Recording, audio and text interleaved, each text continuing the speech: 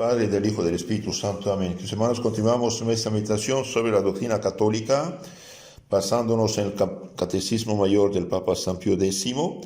Y en esta séptima charla hablamos del segundo mandamiento de Dios, explicado por el Catecismo del Papa San Pío X, preguntas 374, 389. ¿Qué nos prohíbe el segundo mandamiento? No tomarás el nombre de Dios en vano. El segundo mandamiento, no tomarás el nombre de Dios en vano, nos prohíbe pronunciar el nombre de Dios sin respeto, blasfemar contra Dios, contra la Virgen, contra los santos, hacer juramentos falsos o no necesarios o de algún modo ilícitos. Entonces nos prohíbe tres cosas. ¿Qué quiere decir pronunciar el nombre de Dios sin respeto? Pronunciar el nombre de Dios sin respeto quiere decir pronunciar este santo nombre y todo lo que se refiere de un modo especial al mismo Dios, como el nombre de Jesús, María, de los santos, con algún enojo por burla o de otra manera poco reverente. ¿Qué es blasfemia? Blasfemia es un pecado horrendo, terrible, súper grave, que consiste en palabras o en acciones de menosprecio, maldición contra Dios, la Virgen, los santos o cosas santas. ¿No? La blasfemia es el pecado de los demonios. Los demonios son blasfemos y los que blasfeman pecan gravemente. Por eso nunca aceptar esas cosas. ¿Hay diferencia entre blasfemia e imprecación? Hay diferencia porque con la blasfemia se maldice o desea el mal a Dios, a la Virgen, a los santos, mientras con la imprecación se maldice o se desea el mal a sí mismo o al prójimo. Entonces, ni blasfemar ni hacer imprecaciones, desear el mal contra sí mismo o su prójimo. ¿Qué es juramento? Juramento es juramento es traer a Dios por testigo de la verdad que se dice o de la que se promete. Entonces, jurar es traer a Dios por testigo de la verdad que se dice o de la que se promete. ¿Está siempre prohibido el jurar?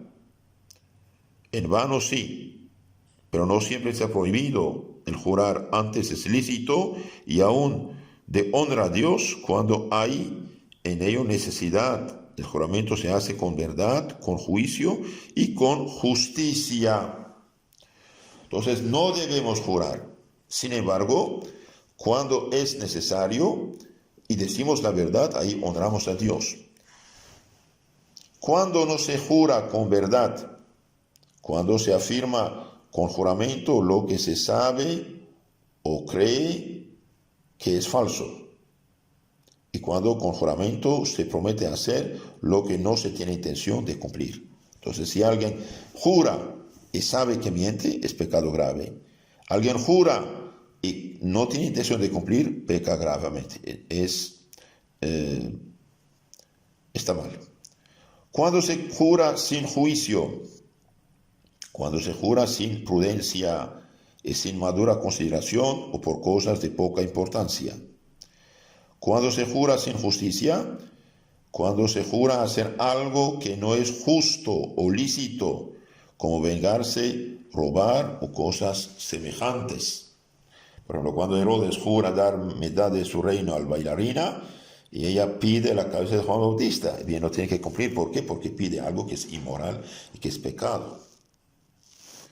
¿Estamos obligados a mantener los juramentos de hacer cosas injustas o ilícitas? No. No solo no estamos obligados, antes pecamos haciéndolas, como es cosas prohibidas por el Dios o de la Iglesia. ¿Qué pecado comete el que jura en falso? Quien jura en falso comete pecado mortal, porque deshonra gravemente a Dios, porque verdad infinita, trayéndole por testigo de lo falso. Entonces peca mortalmente el que jura en falso, porque deshonra gravemente a Dios, verdad infinita. ¿Qué nos ordena el segundo mandamiento? Entonces hemos visto lo que prohíbe, ahora veamos lo que ordena el primer mandamiento, el segundo mandamiento. El segundo mandamiento nos ordena honrar el santo nombre de Dios y cumplir los votos, además de los juramentos. ¿Qué es voto? El voto es una promesa que se hace a Dios de una cosa buena y a nosotros posible y mejor que su contraria, a la cual nos obligamos como si nos fuese mandada. Entonces, hacer un voto es hacer una promesa a Dios de hacer una cosa buena y a nosotros posible y mejor de su contrario. ¿Qué se hará si el cumplimiento del voto se hiciera en todo o en parte difícil? Se puede pedir la conmutación o la dispensa de él al propio obispo o al romano pontífice según la calidad del voto. Entonces, cuando uno no puede cumplir un voto, se pide al obispo de cambiar el voto. Ahora, cuidado, voto no es promesa. El voto es mucho más grave que la promesa. O cuando uno tiene un plan, hace decisiones personales, no cumple, esto es otra cosa esto. ¿Es pecado infringir los votos? Infringir los votos es pecado, y por esto no hemos de hacerlo sin madura reflexión, ordinariamente sin consejo del confesor o de otra persona prudente, por no exponernos al peligro de pecar. ¿Se pueden hacer votos a la Virgen y a los santos?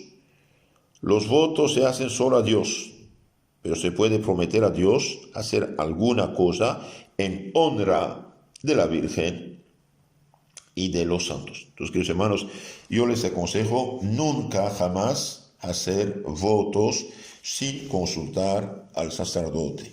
¿Por qué? Porque uno puede prometer y no cumplir. En la Biblia dice, cumpla los votos. Entonces, mejor no hacer nunca votos sin haber pedido consejo al sacerdote. Entonces, en resumen, el segundo mandamiento, no tomar el nombre de Dios en vano, nos prohíbe pronunciar el nombre de Dios sin respeto, blasfemar contra Dios, la Virgen, las cosas santas, hacer juramentos falsos o no necesarios. Nos ordena de cumplir los votos hechos a Dios nuestro Señor. Les aconsejo también nunca festejar los que hacen chistes de mal gusto, chistes contra las cosas religiosas. Nunca jamás festejar los chistes de mal gusto sobre los santos o la Virgen, etc. Veamos ahora unos casos históricos. Habiendo David vencido al gigante Goliat, las mujeres de Israel cantaban y repetían, Saúl mató 1000 y David 10,000. Se irritó por ello Saúl y dijo, ¿qué le falta ya si no es el reino? Y lleno de envidia trató de atravesarlo con una lanza. David evitó el golpe y huyó. Primero de Samuel 18:6. Intercedió Jonatán en favor de David, y aplacado Saúl juró que no le quitaría la vida, mas faltando al juramento que había hecho, intentó de nuevo a matarlo, y por eso le fue muy mal al rey Saúl. Atilio Régulo, cónsul general romano, cayó prisionero de los cartagineses del África del Norte en la primera guerra púnica. Llevaba 6 meses de cautiverio cuando le enviaron a Roma con una embajada para negociar la paz. Pero antes le exigieron que jurase volver al cautiverio si la paz no se firmaba. Llegada a Roma, manifestó al Senado su parecer de que continuase la guerra. Y cuando querían hacerle quedar en Roma, él, sin hacer caso de los ruegos de su familia y amigos, se volvió a Cartago sabiendo los tormentos que le guardaban por cumplir la palabra que había dado bajo juramento. Entonces, un pagano cumple con su juramento. Que, hermanos, jurar con mentira, dijimos, es pecado gravísimo, gravísimo, gravísimo. Cuidado. San Luis, rey de Francia, hecho prisionero por los saracenos, musulmanes, sufrió en el cautiverio pruebas dolorosas por su rescate y el de los demás prisioneros. Exigía el sultán la plaza de Damieta, una ciudad que habían los cruzados tomado en Egipto, y 1.000.000 de besantes oro. Pagaré el 1.000.000 por los demás, entregaré Damieta, pero yo no soy tal que valga cantidad alguna mi rescate. El sultán, asombrado de tanta magnanimidad, disminuyó la suma. Muerto el sultán, los emires querían que San Luis confirmase con juramento el tratado, pero el santo se negó a ello diciendo que bastaba su palabra de rey. Y cumplió. El gran canciller Tomás Moro le exigían que jurase obediencia al exetuato por el Parlamento el rey Enrique VIII en contra del Papa. Llevaba 3 meses en la Torre de Londres. Iban a condenarle a muerte si no juraba. Al leer la sentencia y preguntarle si tenía algo que replicar, contestó con ánimo: no puedo jurar, no me es lícito jurar y no juro respetar algo falso. Y murió mártir por haber defendido la primacía de la Iglesia Católica frente al rey y el matrimonio cristiano. Durante la Revolución Francesa, millares de sacerdotes prefirieron el destierro y la muerte antes que prestar el juramento injusto que les exigían. Un sacerdote de la diócesis de Sens fue arrojado al río Sena.